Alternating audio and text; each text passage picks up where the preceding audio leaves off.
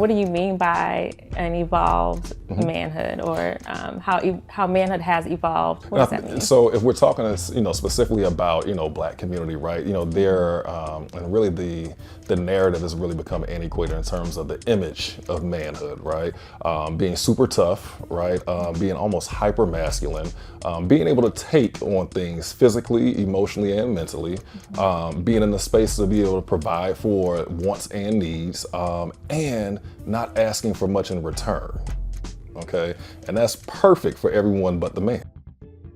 Hey friends, welcome to 1 Minute with Monet, a podcast where we help busy adults live life with balance and harmony 1 minute at a time. I'm your host Monet, owner of Time Managed LLC, a full-service concierge and personal assistant business in Atlanta, Georgia. Visit our website, timemanagedllc.com, for more information about our services. Every week, I'll share tips for how you can manage your lifestyle and tackle your to-do list efficiently. Well, welcome friends to another episode of 1 Minute with Monet. Today, I have the pleasure of interviewing Dr. Vaughn Gay. He is a licensed psychotherapist, clinical supervisor, and assistant professor at Morehouse School of Medicine. Thank you so much for being here. How are you? Thank you very much for having me. Doing very well. Doing very good tonight. That's good. That's good. So tell me, how did you get started? Oh, wow. I got introduced to the field of mental health maybe about 20 years ago when I was an undergrad student working at different group homes here in Atlanta. And a lot of the young men were required to get therapy services and mental health services just through the community program. And so a lot of those young men had difficulty sharing themselves and expressing themselves to the therapist, but had no issues with opening up with me. And so I kind of found an opportunity to be able to craft out a career in that space. Attended grad school down at Georgia Southern, came back to Atlanta, started my clinical training. And over the next 15 years, just started working with clients. As again, I worked at Morehouse School of Medicine for a number of years before leaving, started my own private practice, and now I am back also working at Children's Healthcare of Atlanta as well. Okay, you have an amazing background. Yeah, thank you very much. Thank you. Thank you. With mental health, it's always important to have a community, and you mentioned the men that you worked with and you were able to build that rapport and relationship. What was different about what you did for them versus what maybe someone else may have tried prior to you coming there? I think what happens when it comes to therapy, what really makes a good therapist is connectivity, right? Clients always say they want to be able to work with someone that has some shared experiences with them, kind of look like them, and has a little bit of their own personal experience in some of the issues that they're dealing with. And I think just bringing that very personable fields of conversations, really relating to young men, coming from some of the same communities that they came from as well. And so I think that it just created a little bit of a safe space for them. They just naturally kind of gravitated towards me. I've always had a desire to be able to help people. It's kind of like my natural, it's my natural desire. And of course, just always was that kid that people love to kind of come and talk to and bring their problems to. And so I really was able to kind of take that and put all those things together and really be able to craft out a really good lane in terms of helping young people that really need some really good guidance and mentorship. Now, if there's someone listening today that is seeking a community or needs some mental health or is trying to prioritize their mental health, what steps should they take to find that community or to find the help that they may need? Right. Oftentimes we look towards people that are within our vicinity, right? So sometimes we may look towards friends or family, but oftentimes those are not the people that we're able to connect with and really truly share some of the things that we're really dealing with. And so often, maybe getting involved with a community-based organization. Sometimes church is really good with connecting folks in small groups. Maybe things like attending the gym. Sometimes you kind of meet folks, when you start developing relationships and bonds. So I would say a lot of times if you want to be able to get some support from people, we have to get outside of our safe space, outside of our zone, and actually getting out of our house a little bit and just taking that first step to really kind of connect with folks. Nice. Good advice. So today we're going to talk a little bit about men's mental health and also teens. Yes, absolutely. Right? Yeah. So I'm a mom, a wife, and so this is very absolutely. pertinent to the space I am in today, and just a natural desire to make sure that the men in my life, whether it's my homeboy, my son, my husband, my father, uncles, make sure that they are well. And it's interesting because on my Instagram feed, when you look at all the mental health posts, reels, it's a lot of times they're geared towards women. Is that just my algorithm, or do you think that? I think it is, because what's happening is the things that we're seeing on our feed within our algorithm is not the things that you all are seeing, right? And so oftentimes, and really it's very individualized, right? So everything that I'm seeing may not necessarily be the same thing that the next man is seeing, right? But I think that there are certain things that are marketed and thrown towards us, and then we kind of get into our communal spaces. We are like pitchfork and the tiki torch in our hands, and really kind of, challenging one another on ideologies and thought processes and the way that we're viewing and seeing the world. I think with men, when it comes to the content that we are kind of consuming, a lot of it is that I just kind of see this in a general sense is very toxic in nature, right? It is feeding more to the ego as opposed to feeding into the soul and feeding into the spirit, right? As opposed to really providing true good, what we call in our field psychoeducation, it's just feeding what kind of like red meat, and so it is causing the pot is getting stirred on social media, but the messages are not being received from either side. So I think that sometimes we have to kind of disconnect, take a step back, reconnect with people within our own community in the real world and in real time. And I think that by doing that and, leveraging our platforms to be able to kind of share certain things and we're doing it for good, then I think that we'll actually see some communal growth. If not, then we'll kind of see just the clashing of the heads that we've really been seeing a lot lately. Right. So with that, since you do see those things on social media that are a little toxic, yes, is the stigma still there around men and mental health? And is that why there's more toxic information being thrown at us versus the more uplifting, take care of yourself, be a better man? The tools that they may need to do that. Yeah, the stigma is still there, right? It's difficult for men to really open up and be vulnerable to people that they're not necessarily familiar with, but the tide is shifting, right? And the narrative is changing. And what's happening, men are definitely going to therapy now. And when men go to therapy, they are there to do the work. They're not doing it just because someone is making them, or they're not just, being a part of the side conversation during couples therapy. No, men are truly going to therapy, and across all ages, right? We have a lot of young people, a lot of teenage boys are asking to speak with someone outside of just their parents or outside of just a coach, right? We see that a lot at the hospital. I see married men going to counseling, not while they're in crisis with their spouse, but before they actually get married, because they understand they have to make some behavioral shifts, right, before they go into a lifetime partnership. And so we're seeing things that are happening. We're seeing lots of men that are interested in getting involved in the professional space. Men are getting licensed as psychologists, psychiatrists, psychotherapists, so it's really exciting to see just that galvanization of energy, because we understand, so as healthy as we are, we can create healthy families create healthy neighborhoods, and then we have healthier communities, right? We've seen within our community what happens when the men are not in their appropriate place, right? And we can finger point and spin in circles or what have you, but ultimately if we are in a better space as men, then we can actually start controlling our narrative, which then starts to dictate how other people see and value us as well.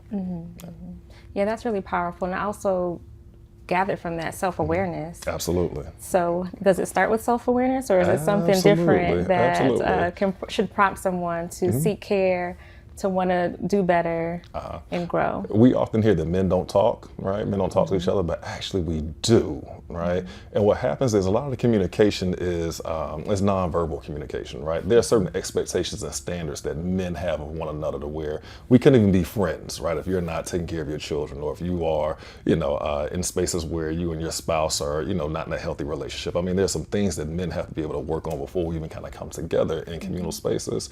And so I think what is kind of going on now is that, just start to talk about, things that are bothering us and things that are impacting us. I've seen, as I've gotten to this space of fatherhood and entrepreneurship and, being in executive roles or what have you, there's a lot of stress, right? And there's a lot of things that men are holding on to. And then once we get into that safe space with our friends or with, some comrades or people that are there to talk about certain things, it is just like a huge release, right? When you finally get to just let go of the things that you've been holding on to, right? Traditionally, we've been taught that, masculinity and manhood is all about being tough and never having a chink in the armor, right? Because if you do, then you're not as manly as you. And so that's not realistic, right? And so if we want to be able to shift that narrative, we have to say, hey, this armor is still strong, but there's no such thing as perfection. And let me take a few moments to take care of myself, right? Let me kind of get in a space to where, hey, I need to go to my buddy's house and just decompress and release, right? As opposed to exploding on your family and people within your home. Right.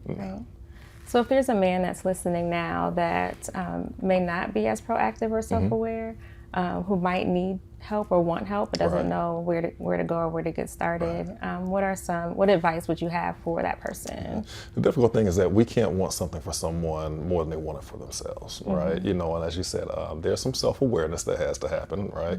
When we start to go through patterns and cycles and we start to get multiple levels of feedback that's very similar from other people, you know, the man has to be able to say with himself, okay, do I want to have this same type of experiences, you know, over the next few decades of my life, or do I want to be able to see the change that I think that I can be able to take on and that's going to be good for me, right? When a man reaches that moment, then again, it's a huge release. It's like, okay, now I don't have to be this perfect version of a man that I think I'm supposed to be. I don't have to be very guarded. I don't have to be rough around the edges. I can just be who I am, right? I can just be a person. Is Absolutely. that vulnerability? Well, vulnerability is a little bit different. Vulnerability is about being able to share certain things, you know, without fear of judgment, right? But self-awareness is more or less just about saying, hey, you know, I recognize there's some things that I need to change, and let me spend some time with myself and really, you know, see what that is. Let me ask the people within my close circles, you know, hey, what are your thoughts about me? Or, you know, if I were to stand next to you and we were to view me, you know, as a subject, what are some things that we would see? Right, I've had to do a lot of that myself as well. Right, you know, kind of, you know, turned 41 last week, so very excited about that. Right, you know, but I'm now, you know, now that I'm in my prime and I'm really in a good space professionally and with family and financially, I'm able to take a huge bird's eye view and say, okay, are you walking the walk that you're supposed to be walking? You know, are you carrying yourself as the man that you were called to be? Right, and when we verbalize our areas of, I call them areas of improvement, not weakness. Right, but when we verbalize that, that makes other people very comfortable with us. Right, and that allows them to let their guard down, and now we're having the vulnerable conversation, and that's how we get to that place. Okay, yeah. It sounds like communication is also important with that. Absolutely. And when we talk about communication, it's not even just about talking, it's also about being an active listener, right? And also balancing our verbal communication with nonverbal communication, right? And in relationships, nonverbal communication can be being standoffish, right? Isolating yourself, attitudes, right? All that is showing that we're feeling something, but we're not verbalizing it, right? You know, so when we recognize those patterns within ourselves and our partner, you know, when we speak towards them in a vulnerable state, so long as there's trust and respect within the dynamic, we have space for growth. Okay. Yeah. I like that. So what can we do as a community to support men? And this is not only for men who are partners. So me as a wife, of course, I want to understand how I can support my husband better, and we can have that conversation. Right. But what also about men who are not partnered, or maybe your friends or other family? What are the things that we can do as a community to make sure that they feel supported, whole? Yeah. I think, you know, so what I've been able to observe and take from the era of women's empowerment, right, is that we as a community have been open to the new evolved version of a woman, right? You know, so there's certain bounds and boundaries that we have been completely removing, right, so that women can, in a general sense, right, you know, move and operate in a space that they're very comfortable with, okay? And I think that what we have to be open to is an evolved version of manhood and masculinity within the Black community, and I do not think that we're really ready for that. What we're doing is we're holding on to a antiquated ideal of what we think manhood was back when we hear often about, you know, our fathers and our grandfathers during that era, right? But in reality, a lot of us really weren't around for that. And if we were, we kind of caught the tail end of those relationships, okay? We have to be open to, you know, really exploring and seeing what this looks like, right? And the way that we get into that space is learning how to listen to receive and not respond. Okay. So when men get into that space of, and this is very important, when we get into that space of truly verbalizing what we're thinking and what we're feeling, we are often told either we shouldn't feel that way, right? There could be typically you get like an explosive emotional response, or it's always kind of turned around and it becomes a tit for tat thing, right? When we are communicating, that goes back to active listening, right? Sometimes we have to be open to, you know what, I may not agree with that person, but they're saying that this is what that looks like to them, and I have to receive that whether I agree with it or not. Right? When we get into that space, men will say, okay, now let me help you all understand, you know, what we need to do to be able to kind of move forward with this, right? Oftentimes you hear people saying, you know, they just want to be heard, right? Same goes for men, okay? But when we start to communicate certain things, there's lots of labels, you know, that have kind of been placed on that now, right? And what it does is discourages, you know, men from actually communicating, and kind of says, just kind of get back into that space of where we need you to be, right? And then when we need the whole man, then we kind of pull you out, get what we need from you, then put you right on back in that space, because it's not about you. And it's not about anyone in particular. Right. But if we are talking about how do we kind of pull, the ideal of manhood up, and so that we are on a really good balanced playing field, we have to be willing to, receive what it is that men are saying collectively, taking that as truth, being accountable on both sides, and then moving forward collectively. Okay, that's a whole word. A whole word. But I want to know from your perspective, what do you mean by an evolved manhood, or how manhood has evolved, just as a woman has evolved? Right. What does that mean? So if we're talking, specifically about, Black community, right? There, and really the narrative has really become antiquated in terms of the image of manhood, right? Being super tough, right? Being almost hyper masculine, being able to take on things physically, emotionally, and mentally, being in the space to be able to provide for wants and needs, and not asking for much in return. Okay, and that's perfect for everyone but the man, right? That's perfect for everyone who's on the receiving end, right? Yeah. I think what happens on this evolved version, we have to kind of just, rip the page off and have a blank canvas, a fresh canvas, clean slate, right? And we talk about reciprocity. If you hear men, don't pay attention to what's being said, also pay attention to what's not being said, right? And what's not being said, or what's the undergirth is just a need and a desire for reciprocity, right? We don't need much. We want a little bit more than we need, and that's most people, right? But we don't need much. I think that respect and the trust, right? And just the affirmation, the affirming, like, hey, I recognize what you have going on. I recognize what's on your plate, right? I could not do what you're doing, but I see you, and I'll tell you that I appreciate you. That is a full tank of gas. Man can take that and just go and just drive cross country just from that small bit of affirmation, right? We're conditioned to be able to take on, the tough times and the bullets and, all the, different, the microaggressions, right? But when we just get that small amount, oh my goodness, it takes us to a whole other level, because the person that we are doing for, right, and the people that are supporting us, they recognize it, they appreciate it, and they saying, go dad, go, or go man, go, or go my friend, go. That small bit of affirmation is really, really, really important. Okay, I really like that. Great advice. Thank you. Great advice. Let's shift a little bit now to talk about supporting teens in their mental health. Absolutely. Yeah. Absolutely. Where do you think we are today with teens and their mental health? How have things changed, especially since, especially with the impact of COVID? Yes. I spoke with a young lady, actually a lot of, young people that are 11th, 12th grade, or even in that college, freshman, sophomore year, that dealt with COVID when they were transitioning from middle school to high school.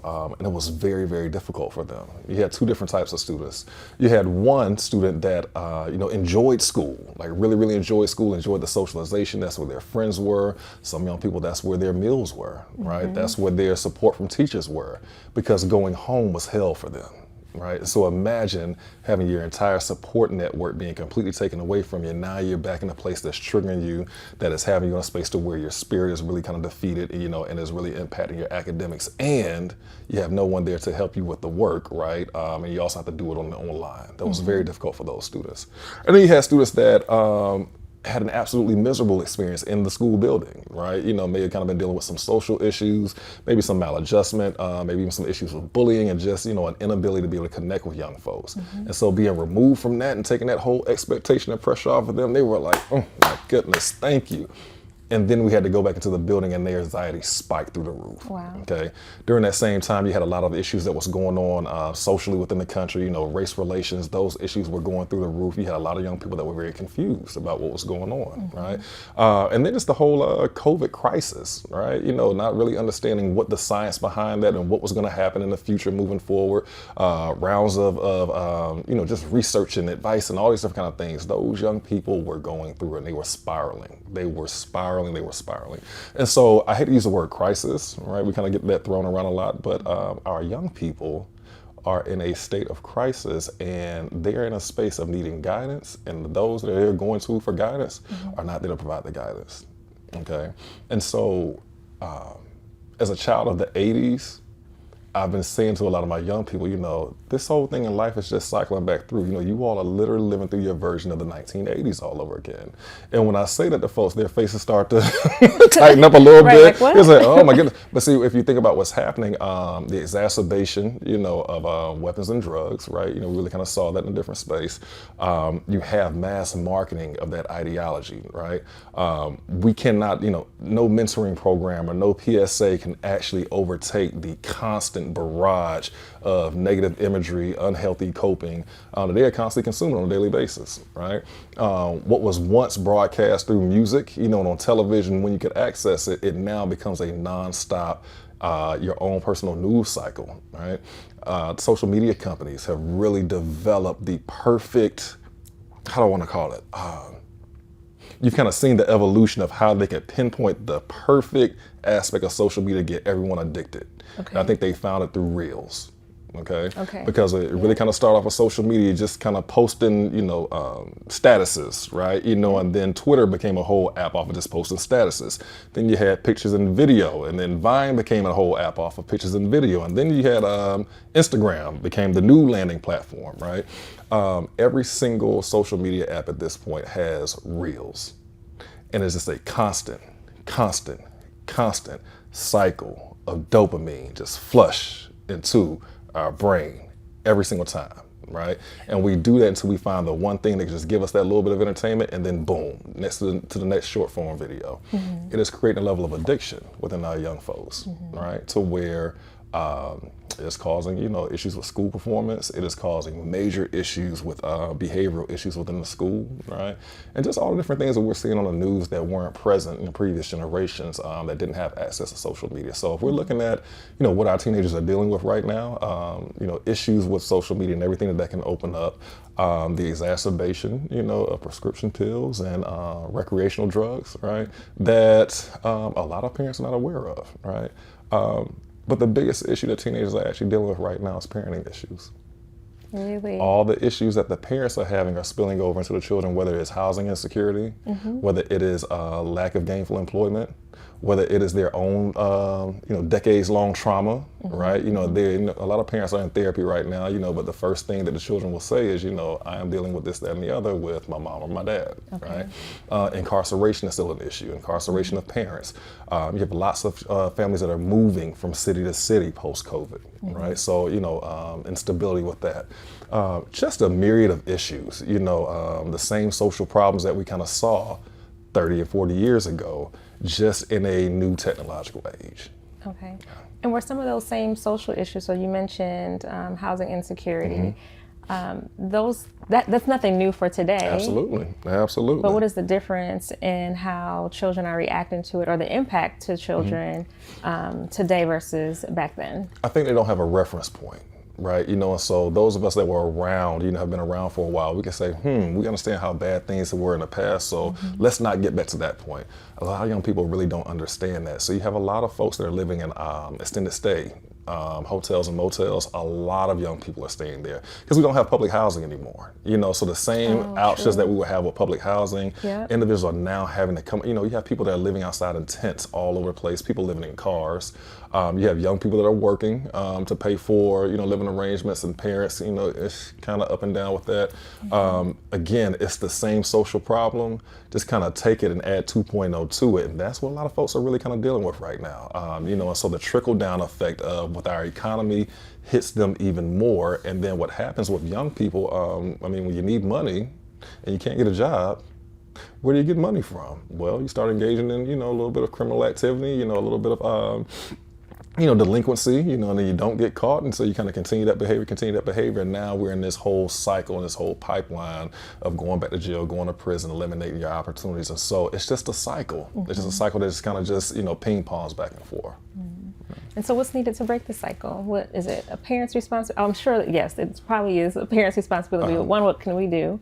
And if the parent isn't capable or willing to change their behavior or to really lean into what their child needs, how can a school official or a mentor lean in to kind of shift some of that? I heard a scholar say we have very high individual pride, but very low group pride, right? So we have very high self-esteem, but very low community and racial esteem. Okay, and so what that means is that we think very highly of ourselves, but very low of ourselves as people, right? And so I think a shift has to happen in terms of what value we bring outside of just entertainment, right? And what we can get from one another, right? We have to actually take the talk and put it into practice. Okay, the men, we can't just debate online, for the next 10 to 15 years about who's right, who's wrong, what direction we need to go in. Someone has to put the phone down, pick the mantle up, and start walking, right? I have my favorite phrase is, favorite saying is, I talk big, but I love to walk big as well, right? And that requires sacrifice, right? And sacrifice requires commitment, it requires resources, it requires time, and those are things that people are really not willing to give up, for things that may not positively benefit them individually, but will benefit the group. And so a shift in just the way we think about, each other, the way we think of our, where will some of these communities be 30 and 40 years from now? If today was the starting point, right, and all the different things that are kind of going on right now, and everything that we know, and then all the access to knowledge, technology, right, what does this look like 30 and 40 years from now? What's happening is you have communities that are separating the two, right, and it becomes more about, the finances as opposed to, racial pride and culture and things along those lines. And so what needs to happen, everybody has to take their respective place. Right, our young people need to get back into school and understand that that is a vehicle to be able to get them to where they want to be. Right, we need more families. We need healthier relationships. We need more people that are grounded. We need more people that see their value. Right, we need to take our distorted value system and kind of get it back right. Right, we cannot go back to a previous time, but we can create a new time. Right, and what I think would be really, really, really shameful is if we looked and kind of saw ourselves in this kind of like just kind of waiting in this space and idling and never really taking that step moving forward. And so again, I think just personally, I think it's time for everybody to take their respective places, right? Time for the men to be the men, time for the women to be the women, it's time for the kids to get back in their place and just be kids. Yes. Right? It's time for the coaches to coach, it's time for the mentors to mentor, it's time for the leaders to lead, right? And by understanding that if everyone plays their role, the whole thing moves forward. If not, it doesn't move anywhere. Right. It doesn't move anywhere. Right. But how do you get the message? So I think what I struggle with is, as an individual, there may be things that I can do for my community, right? So I can volunteer, I can donate money, I can make sure I'm having those great conversations with my children and making sure that they feel safe and are whole and are happy and are doing what they need to do to be kids, and then to make sure their education is a priority. Right. But if I'm the only one doing it, and I know I'm exaggerating, right? I understand that. But if I'm the only one doing it, are my efforts in vain? Well, absolutely not, because if those efforts weren't there, then what would be the result, right? So it's not a situation of where, we're going to be able to save everyone. I hate to kind of use that saying, right? But I do believe that life is a each one teach one business, right? And so if you are, if you have effort, and resources and talent and knowledge that you can share, especially with young people, and you kind of hold on to it because I'm not really sure what type of impact this would have, right? We now become part of the problem, okay? And so, just within certain communities, there's a responsibility to lift, right? And then as you're lifting, you have to transcend and pull people up as well, right? And so how do you get the message out? The message, I believe, is not a particular messenger, it is the message. And the message hasn't changed at all. The same things we've been talking about today were talked about 20 years ago, 30 years ago at the Million Man March, right? 50 and 60 years ago, with some of those major social leaders, right? The message hasn't changed, and so the message is actually the leader. And what's happening is, you have certain groups of people that are waiting for, someone to kind of come in and lead the entire group and say, but it's the message that's the leader, right? And so if we really kind of believe in that and then start to focus on that, right? I think that it becomes a code of conduct that we, lead our families by, right? And guide our thoughts and our hearts by. And by doing that, hopefully, the next group of young folks that kind of come, and the next group of people that, will be, living here in America and on this earth, they'll be able to point to our generation and say, they were able to make this change. They were able to kind of create this shift. And because of that, we're in a better place right now. Okay, good. For parents who might be out there, wondering how they can connect better with their children. What advice do you have? You mentioned for men, understanding the verbal and the nonverbal. Right. I'm sure something similar may apply to what parents can notice about their children. I think what happens with children, the relationship starts when they're right here. Right, it's very hard to enter a child's life after they've gone through a lot of development and then start to establish, roots right there in that space. So the earlier your children are, spend time with them, right? Presence. Presence is the most important aspect of parenting, right? You can ask any child, of a parent that may not have a lot of means or, things along those lines. All that child wants is just their parent around, right? And so, by being around, there's a level of trust and respect, right? Those are the two pillars of relationships. It's built very naturally and very organically, okay? And so because of that, you become the safe space for children, right?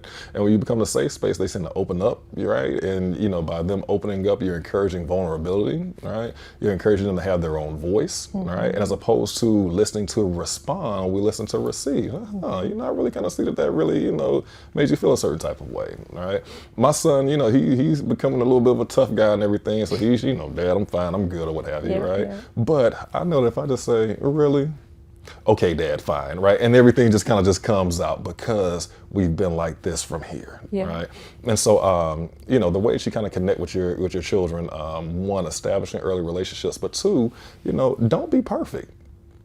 Don't be perfect to your child. So many children grow up and just kind of pedestalize their parents and believe that their parent is the smartest person in the world, never made any mistakes. That's because that's how we're presenting ourselves to them, right? Talk to your children about your mistakes. Your real mistakes, right? Talk to your children about your failings, okay? Because failing and failure is completely different, right? Talk to your children about, the opportunities that you had that you were fearful of, right?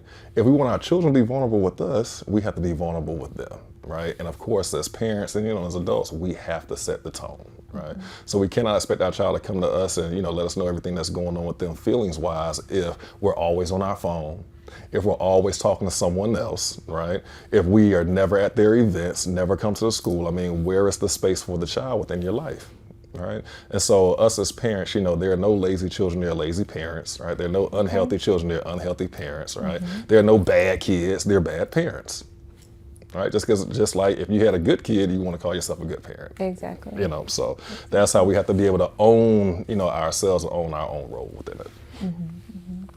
And just like we as adults have tools that can help us if we're going through something emotionally or mentally, what are those tools that we need to make sure that are in our children's toolkits? Okay. Especially since they're always consuming information with social media, on the internet. They can, once they start reading, they can type in anything they want to in the search bar and get a result.